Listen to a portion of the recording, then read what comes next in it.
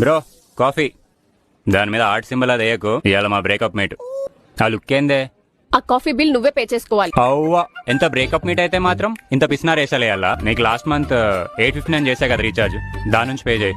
అయినా నీతో discussion waste. మనం వచ్చిందే తెగదెంపులకు కదా. నా గిఫ్ట్స్ నాకు ఇచ్చే. తీసుకో, నువ్వు ఇచ్చిన మనులు మాణిక్యాలు ముత్యాలు. ఇలా చెరిగిపోయింది. మరి చిరిగిపోదా? నువ్వు ఇచ్చి 2 ఏళ్ళు అవుతుంది, ఎలాగూ గిఫ్ట్ ఇచ్చావు కదా అని చెప్పి baby you look cute in this అని హౌస్ పార్టీకి, పబ్కి, షాపింగ్ కి, గుడికి, గోపురానికి, డిన్నర్ డేట్ కి, ఆ డేట్ కి, ఈ డేట్ కి, అయిందానికి, కాందానికి, ఆఖరికి నీ కుక్క బర్త్డే పార్టీ కూడా వేసుకురమ్మన్నావు.